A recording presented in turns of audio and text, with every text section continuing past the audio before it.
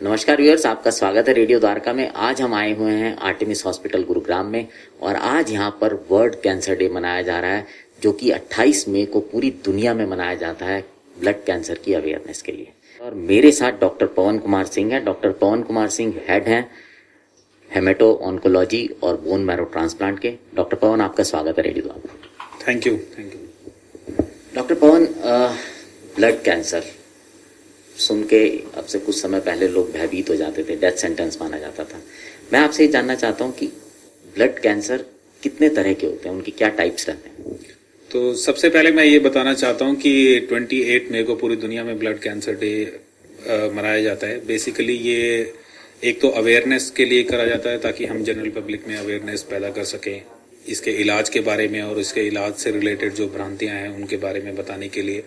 और दूसरी चीज ये है कि प्लस ये उन लोगों को भी फेलिसिटेट करने के लिए होता है कि जो ब्लड कैंसर सर्वाइवर हैं, जिन्होंने इस बीमारी से जंग जो है वो लड़ी है और वो उनसे आगे इलाज करा के उसके बाद उस पर सक्सेसफुल हुए हैं। तो जैसा मैं आपके सवाल पे आना चाहता हूं अभी कि कितने प्रकार का होता है ब्लड कैंसर, तो ब्लड कैंसर मोटा मोटा 3 प्रकार का होता है, लिम्फोमा, ल्यूकीमिया और माइलोमा। उसी प्रकार से ये कॉमननेस के हिसाब से होता है। सबसे कॉमन जो टाइप का होता है वो ब्लड कैंसर वो लिम्फोमा होता है, जिसमें कि मेन सिम्टम्स होते हैं गांठों का बढ़ना, जैसे बगल में या गर्दन में लिम्फ नोड जो गांठें होती हैं वो बढ़ जाती हैं।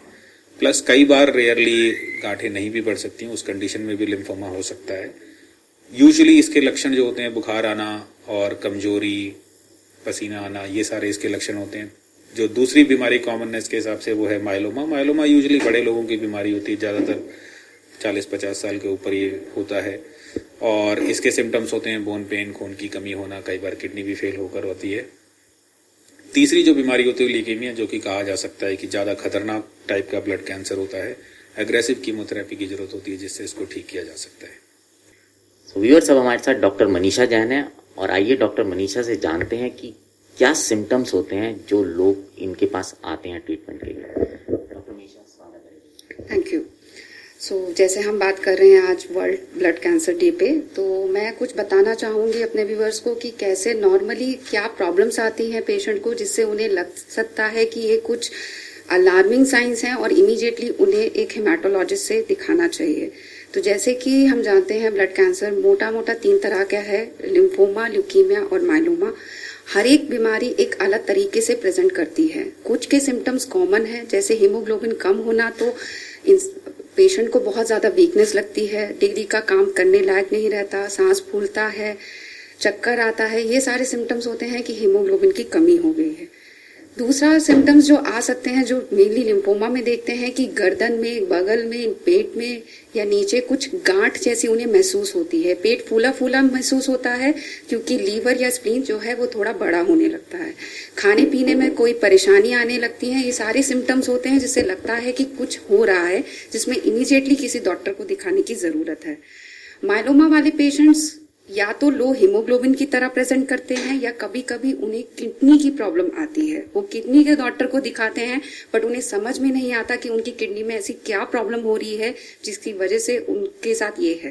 बैकग्राउंड में माइलोमा चल रहा होता है जो किडनी पे भी इफेक्ट करता है। तो सही टाइम पे सही टेस्ट और सही इलाज से दोनों बीमारी पे कंट्रोल किया जा सकता है। कभी कभी छोटी सी चोट लगने पे हड्डी का टूट जाना, ये एक बिल्कुल डायरेक्टली संकेत है कि कोई मेजर चीज चल रही है जो माइलोमा हो सकती है। ऐसे में जब हड्डी का बिना सोचे कि इतनी जोर से चोट नहीं लगी, जरा सा गिरने पे हड्डी टूट जाना, इमीडिएटली डॉक्टर को हेमाटोलॉजिस्ट को दिखाना ही अच्छा होता है। बाकी ल्यूकीमिया हमेशा एक इमरजेंसी कंडीशन होता है। ये पेशेंट ऐसे ही प्रेजेंट करते हैं कि 1-2 हफ्ते से उन्हें बुखार चल रहा है जो नॉर्मली इलाज से ठीक नहीं हो रहा, या उनको शरीर पे काले काले धब्बे, लाल दाग, नाक से मुंह से ब्लीडिंग, या फिर फीमेल्स में कभी कभी पीरियड्स का कंटिन्यूस होना जो रुके ही ना, ये सारे सिम्टम्स होते हैं। अब हमारे साथ डॉक्टर अमृता रामास्वामी हैं। डॉक्टर अमृता, मैं आपसे जानना चाहता हूं कि जो ब्लड कैंसर है उसके किस किस तरह के क्योर्स हैं जो अवेलेबल हैं। ब्लड कैंसर हम पहले भी डिस्कस किया है, 3 टाइप होता है ब्रॉडली। एक तो लिम्फोमा होता है, वो गांठ का कैंसर हम मानते हैं, और एक ब्लड कैंसर होता है, उसको ल्यूकीमिया मानते हैं। माइलोमा भी एक टाइप ऑफ ब्लड कैंसर ही है। बट तीनों अलग अलग है और तीनों का ट्रीटमेंट भी अलग अलग है। अभी बोन मैरो ट्रांसप्लांट तो लोग सोचते हैं सबको कर सकता है, बट ट्रांसप्लांट सबको हम नहीं करते हैं। कुछ कुछ कैंसर्स में करते हैं और कुछ कुछ कैंसर्स में हम नहीं करते हैं। लिम्फोमा ट्रीटमेंट अगर आप देखते हैं मोस्टली ये कीमोथेरेपी ही होता है। नॉर्मली हम 6 साइकिल कीमोथेरेपी करते हैं और 6 साइकिल के बाद एक पेट सीटी स्कैन करवा के हम पता करते हैं अगर बीमारी खत्म है कि नहीं है। अगर बीमारी खत्म है, इलाज भी खत्म है और आपको रेगुलर चेकअप के लिए हर 3 महीना या हर 6 महीना आना पड़ेगा। अगर लिम्फोमा दोबारा वापस आ गया फिर उस स्थिति में हम ट्रांसप्लांट सोचते हैं, बट सीधा हम लिम्फोमा बीमारी का ट्रांसप्लांट हम नहीं करते हैं। माइलोमा बीमारी में पहले कुछ इंजेक्शन वगैरह लगवाते हैं। नॉर्मली कीमोथेरेपी हम नहीं करते हैं माइलोमा में। माइलोमा का स्पेशल ड्रग्स है और उस ड्रग्स हम यूज करते हैं पहले बीमारी को कम करने के लिए, और उसके बाद हम एक ट्रांसप्लांट करते हैं, वो ऑटोलॉगस ट्रांसप्लांट होता है। ट्रांसप्लांट 2 टाइप्स का होता है, एक ऑटोलॉगस ट्रांसप्लांट होता है, एक एलोजेनिक होता है।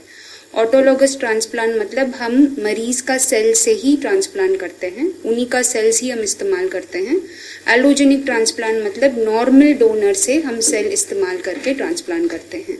माइलोमा बीमारी में हम ऑटोलॉगस ट्रांसप्लांट करते हैं, एलोजेनिक सीधा हम नहीं करते हैं। Leukaemia blood cancer, normally blood cancer का इंग्लिश टर्म है लुकीमिया है। लुकीमिया का इलाज यूजुअली कीमोथेरेपी ही होता है। लुकीमिया में भी हम सबको ट्रांसप्लांट नहीं करते हैं क्योंकि ट्रांसप्लांट आसान ट्रीटमेंट नहीं है, ट्रांसप्लांट का भी काफ़ी साइड इफ़ेक्ट्स होता है। हम क्यों सबको साइड इफ़ेक्ट्स दें। किसको कीमोथेरेपी से हमको लगता है बीमारी सही हो जाएगा और सही रहने का चांसेस ज़्यादा है, उन लोगों में हम काली कीमोथेरेपी करते हैं और कीमोथेरेपी से भी लोग क्योर हो जाते हैं। किसको लगता है बीमारी काफ़ी खतरनाक है, ट्रांसप्लांट ज़रूरी है, उन लोगों को हम ट्रांसप्लांट करते हैं। डॉक्टर पवन, बोन मैरो ट्रांसप्लांट एक ट्रीटमेंट की तरीका है, तो ये किस तरह के पेशेंट्स में यूज होता है और क्या किया जाता है, इसमें एग्जैक्टली होता क्या? जैसा कि आप लोग जानते हैं कि ऑर्गन प्रत्यारोपण यानी कि किसी का अगर कोई ऑर्गन खराब है तो उसको बोन मैरो ट्रांसप्लांट के द्वारा जैसे ऑर्गन को रिप्लेस किया जाता है। सिंपल सी भाषा में अगर देखें तो कोई हमारा शरीर का अंग खराब हुआ है और उसको हम नॉर्मल अंग से बदलते हैं। नॉर्मली सॉलिड ऑर्गन ट्रांसप्लांट में जैसे लिवर या किडनी ट्रांसप्लांट में क्या होता है कि जिस पेशेंट का ऑर्गन जो खराब है वो हम किसी और से, या तो वो लाइव डोनर हो सकता है या कैडेवरिक डोनर, उससे वो ऑर्गन लेके उसको रिप्लेस किया जाता है। तो उसी प्रकार से बोन मैरो ट्रांसप्लांट भी एक ट्रीटमेंट प्रक्रिया है जिसमें कि बोन मैरो बेसिकली होता क्या है कि इसमें ब्लड के जो सेल्स होते हैं वो हमारे बोन मैरो के अंदर बनते हैं। बोन मैरो यानी कि बोन के अंदर वाला जो हिस्सा है जहां पे ब्लड फॉर्मेशन होता है। तो इस ट्रीटमेंट के जरिए हम बोन मैरो को बदलते हैं, यानी कि उसका ब्लड का सिस्टम जो है वो बदला जाता है। ज्यादातर जो ब्लड की बीमारियां हैं, चाहे जेनेटिक ब्लड की बीमारियां हैं या कैंसर से रिलेटेड जो ब्लड की बीमारियां हैं, वो ब्लड सेल्स की होती हैं। तो हम बोन मैरो ट्रांसप्लांट में क्योंकि वो डिफेक्टिव है, उसमें कैंसर हो गया, तो हम उसको रिप्लेस करते हैं। उसमें रिप्लेस करने का सॉलिड ऑर्गन ट्रांसप्लांट में तो सर्जिकली डिजीज्ड ऑर्गन को निकाला जाता है। बोन मैरो ट्रांसप्लांट में हम सर्जिकली नहीं निकाल सकते बोन मैरो के अंदर का हिस्सा, तो उसको कीमो, रेडिएशन या कई बार इम्यूनोथेरेपी का यूज किया जाता है, जिससे पहले पेशेंट का मैरो डिस्ट्रॉय किया जाता है और उसके बाद डोनर से सेल्स लेके और उसको रिप्लेस करते हैं। ये कोई सर्जिकल ट्रीटमेंट नहीं होता है, टोटल मेडिकल ट्रीटमेंट होता है। दवाइयों के द्वारा पहले खत्म किया जाता है, फिर उसके बाद डोनर से सेल्स लेके और उसको रिप्लेस करते हैं। डोनर को कोई नुकसान नहीं होता है। तो मैंने आपको जैसे बताया कि जेनेटिक बीमारियां ब्लड की या ब्लड से रिलेटेड जो कैंसर्स होते हैं उनको बोन मैरो ट्रांसप्लांट के द्वारा क्योर किया जा सकता है। Thank you sir, thanks lot. So viewers, आपने सुना डॉक्टर्स की बातें और मुझे पूरी उम्मीद है कि ये जो जानकारी डॉक्टर्स ने यहाँ पर दी है आज ब्लड कैंसर डे के मौके पर, आप लोगों को फायदेमंद होगी। जब भी आप बीमार होते हैं, आपके कोई सिम्टम दिखता है, आप तुरंत अपने डॉक्टर को दिखाएं। अपने आप इलाज शुरू करना कई बार बहुत खतरनाक साबित होता है। तो आपसे विदा लेते हैं, बने रहें रेडियो द्वारका के साथ।